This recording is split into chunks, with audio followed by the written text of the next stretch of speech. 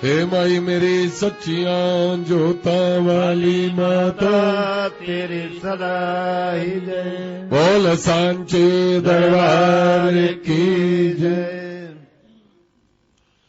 तो धर्म प्रेमी भक्तजनों, इस प्रकार मां भगवती जगजननी वैष्णो देवी जी की अपार कृपा से आज हम सब ने बड़े ही भक्ति भाव से मां भगवती के चरणों में बैठकर मां भगवती की स्तुति की, पाठ किया। मां भगवती से हम यही प्रार्थना करते हैं कि हे मां, हमारे द्वारा किया गया जो स्तुति पाठ, इसे आप प्रसन्नता पूर्वक स्वीकार करो और हमें अपना आशीर्वाद दो। इस स्तुति पाठ में किसी भी प्रकार की कोई त्रुटि रह गई हो तो अज्ञानी बालक जानकर हमें क्षमा करो। इस प्रकार का मन में भाव करते हुए सभी भक्तजन मां भगवती के चरणों का ध्यान करते हुए हृदय से ओंकार शब्द का 3 बार उच्चारण करेंगे।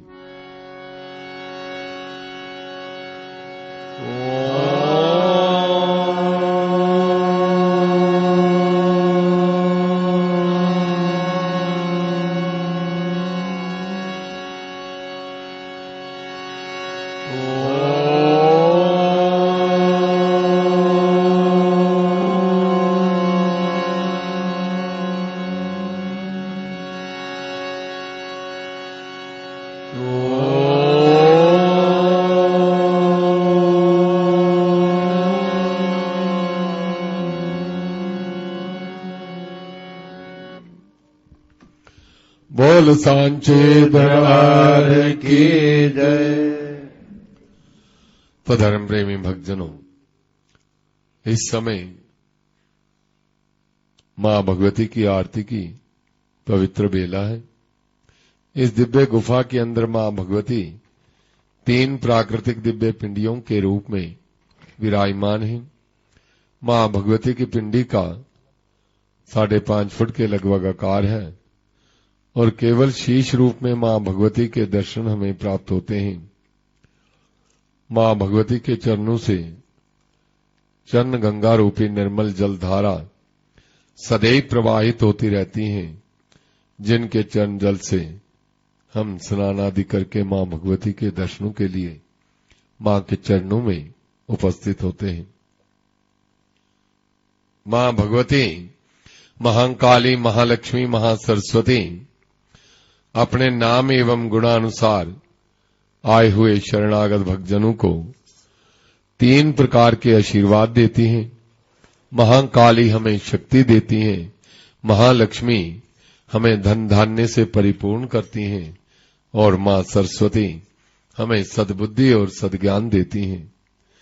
इन तीनों का ही हमारे जीवन में विशेष महत्व है, क्योंकि वे परम शक्ति जो इस सृष्टि के कण कण में निवास करती है और सूक्ष्म रूप से सब जीवों के अंदर उसका वास है और हमारे अंदर भी उसी शक्ति का एक अंश विद्यमान है। जब तक वे शक्ति हमारे शरीर में है तब तक ये शरीर सब प्रकार के कार्य करता है और जिस दिन ये शक्ति इस शरीर से अलग हो जाएगी उसी समय ये शरीर कार्य करना बंद कर देगा और निष्प्राण हो जाएगा। इसलिए मां भगवती की उस शक्ति का सदैव आदर सम्मान करते हुए जो हमें शरीर के बल के रूप में प्राप्त हुई है उसका सदुपयोग करना चाहिए। कभी भी अपने शारीरिक बल के द्वारा किसी को दुख नहीं देना चाहिए, कष्ट नहीं देना चाहिए और स्वयं कष्ट सहकर दीन दुखियों की सेवा करनी चाहिए और वाणी के द्वारा सबका आदर सम्मान करते हुए सबके साथ प्रेम पूर्वक व्यवहार करते हुए यदि हम जीवन यापन करते हैं तो मां भगवती उस शक्ति की हमें कृपा प्राप्त होती है और उसकी कृपा के रूप में हमारे शरीर में जितने भी रोग हैं वह सब दूर हो जाते हैं और हमारा जीवन जो है वह सुखमय बनता है। मां लक्ष्मी की कृपा से हमें धन की प्राप्ति होती है। संसार की जितनी भी सुख सुविधाएं हमें प्राप्त होती हैं वह मां लक्ष्मी की कृपा के बिना संभव नहीं है। और धन को भी मां लक्ष्मी का प्रसाद कहा गया है और धन के द्वारा भी कभी बुरे कर्म नहीं करने चाहिए। धन को सत्कर्मों में लगाएं और धन के द्वारा हम दान पुण्य करें, यज्ञ आदि करें, तीर्थ यात्राएं करें, परिवार का पालन पोषण करने में अपने धन को खर्च करें और समाज के कल्याण के लिए तथा अतिथियों की सेवा के लिए भी धन का सदुपयोग करके हम अपना तथा दूसरों का कल्याण कर सकते हैं। और मां लक्ष्मी की कृपा हमारे जीवन में सदैव बनी रहती है। मां सरस्वती की कृपा से हमें ज्ञान की प्राप्ति होती है और ज्ञान के द्वारा ही हम ये निर्णय कर पाते हैं कि हमें संसार में क्या करना है, क्या नहीं करना है, कहां जाना है, कहां नहीं जाना है। इस प्रकार का निर्णय ज्ञान के द्वारा ही संभव है और ज्ञान के द्वारा दूसरों को सदुपदेश दें, अच्छे मार्ग पर चलने के लिए प्रेरित करें और स्वयं भी सन्मार्ग पर चलते हुए समाज के कल्याण का विचार करते हुए और सबके साथ प्रेम पूर्वक व्यवहार करते हुए यदि हम जीवन यापन करते हैं तो मां सरस्वती की कृपा सदैव हमारे ऊपर बनी रहती है। और इन तीनों देवियों की कृपा प्राप्त करने के लिए हमें इन तीनों देवियों के द्वारा जो शक्ति, धन और ज्ञान दिया गया है उनका सदुपयोग करके हम मां भगवती की इन तीनों देवियों की कृपा प्राप्त कर सकते हैं।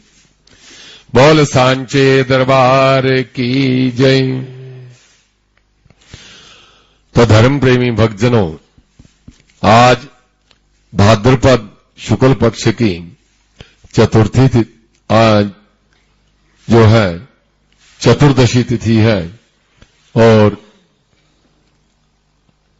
कलयुग में कहा गया है कलो चंडी विनायकों, मां भगवती की आराधना और भगवान गणेश की आराधना करने से मनुष्य जो है वह कल्याण को प्राप्त होता है, उसकी सद्गति होती है।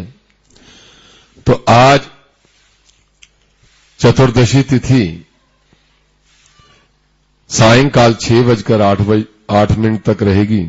उसके उपरांत पूर्णिमा आरंभ होगी और पूर्णिमा का जो रात्रि व्रत है वह आज ही है। भाद्रपद शुक्ल पक्ष की चतुर्थी तिथि से गणेश उत्सव प्रारंभ होता है। ये प्रायः महाराष्ट्र आदि प्रदेशों में मनाया जाता है बड़ी धूमधाम से। तथा ये भाद्रपद शुक्ल चतुर्दशी को गणेश जी का विसर्जन करके ये उत्सव संपन्न होता है। और आज के दिन सनातन धर्म के अनुसार सनातन धर्म को मानने वाले भगवान गणेश की मिट्टी की मूर्ति बनाकर घर में स्थापित करके अपनी शक्ति के अनुसार कोई 1 दिन स्थापित करता है, कोई 3 दिन, कोई 5 दिन, कोई 7 दिन। इस प्रकार ये उत्सव जो है चतुर्थी से लेकर चतुर्दशी तक ये चलता है। और चतुर्दशी के दिन, आज के दिन गणेश जी की पूजा इत्यादि करके और उस मूर्ति का जो है जल में विसर्जन किया जाता है। इस प्रकार गणेश जी जो है हमारा कल्याण करें और आज के दिन मां भगवती और गणेश जी हम सबका कल्याण करें। तो आज अनंत चतुर्दशी भी है और अनंत चतुर्दशी का व्रत भी किया जाता है। अनंत भगवान विष्णु को कहते हैं और अनंत का अर्थ ही यही है कि जिसकी कोई सीमा नहीं, अंत नहीं, ना आदि है ना अंत, वही अनंत है और अनंत भगवान विष्णु को कहा गया है। पूर्व समय में जब 5 पांडव जुए में अपना सब कुछ हार गए तो शर्त के अनुसार उन्हें 12 वर्षों का वनवास भोगना पड़ा और वन में रहते हुए पांडवों ने अनेक प्रकार के कष्ट सहे और इस बीच एक दिन भगवान श्री कृष्ण पांडवों से मिलने के लिए वहां वन में आए और तब युधिष्ठिर ने श्री कृष्ण जी से कहा, अपना दुखड़ा सुनाया कि हमें वन में कितने कष्ट हैं और ये दुख हमारे किस प्रकार दूर होंगे, इसके लिए आप कोई उपाय बताइए। तब भगवान श्री कृष्ण जी ने युधिष्ठिर से कहा कि हे युधिष्ठिर, तुम भाद्रपद शुक्ल पक्ष की चतुर्दशी को अनंत चतुर्दशी का व्रत करो और इस दिन अनंत भगवान की कुशा से निर्मित एवं स्वर्ण मूर्ति तथा सोना चांदी तांबा अथवा रेशम या सूत का धागा जो लेकर उसे 14 गांठों वाला अनंत का निर्माण करें और अनंत भगवान इस प्रकार उस अनंत का निर्माण करके उसकी गंध अक्षत पुष्प आदि से धूप दीप नैवेद्य आदि से उस अनंत भगवान के उस स्वरूप को उस अनंत की पूजा करें और पूजन करके उस अनंत को पुरुष अपने दाएं हाथ में तथा स्त्री अपने बाएं हाथ में धारण कर सकती हैं और इस दिन मीठा भोजन करना चाहिए और इस प्रकार उत्तम व्रत का 14 वर्षों तक पालन करना चाहिए और 14 वर्षों के उपरांत व्रत का उद्यापन करना चाहिए और उद्यापन के दिन पूजन हवन आदि के उपरांत यथाशक्ति शय्यादान, गोदान, अन्नदान एवं 14 घट, 14 सौभाग्य द्रव्य एवं 14 अनंत दान करें तथा 14 युगम ब्राह्मणों को मीठा भोजन करवाएं, फिर स्वयं भोजन कर व्रत को समाप्त करें। इस प्रकार हे युधिष्ठिर, ऐसा करने पर तुम्हारा सारा संकट दूर हो जाएगा। तो इस प्रकार युधिष्ठिर जी ने उनकी आज्ञा को मानकर जे अनंत चतुर्दशी के दिन उन्होंने व्रत आरंभ किया। इस प्रकार प्राचीन समय में सुमंत नामक ब्राह्मण की जो पत्नी थी उसका नाम सुशीला था और ब्राह्मण की एक कन्या थी जिसका नाम सुशीला था और जिसका विवाह कौंडिन्य ऋषि से हुआ। एक बार सुशीला ने वन में वनवासी स्त्रियों को अनंत चतुर्दशी का व्रत करते हुए देखा और उन्होंने अनंत धारण किया और सुशीला ने भी उनसे इसकी विधि पूछी और विधि विधान से उन्होंने भी अनंत चतुर्दशी का व्रत किया और दुर्भाग्यवश कौंडिन्य ऋषि ने उस अनंत को लेकर अग्नि में डाल दिया और ऐसा करने पर अनंत भगवान जो हैं वह क्रोधित हो गए और उनकी सारी संपत्ति जो थी वह नष्ट हो गई। तब कौंडिन्य ऋषि पश्चाताप करने लगे और अनंत डोरे की प्राप्ति के लिए वन में चले गए और वन में कई दिनों तक भूखे प्यासे भटकते हुए वे एक दिन पृथ्वी पर गिर पड़े और उस समय अनंत भगवान प्रकट होकर उनसे बोले कि हे ऋषिवर, तुम्हारे पश्चाताप के कारण तुमने जो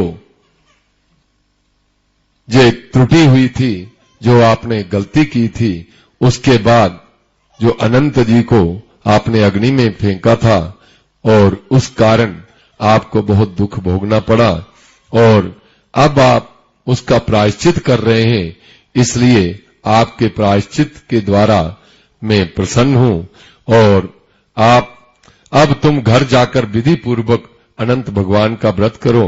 ऐसा करने से तुम्हारे सारे कष्ट जो हैं वह दूर हो जाएंगे।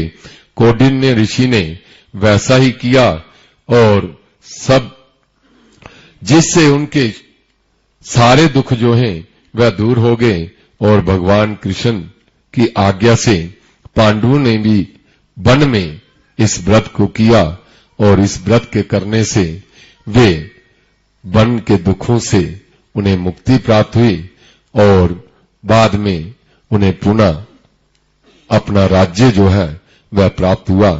बोल सांचे दरबार की जय।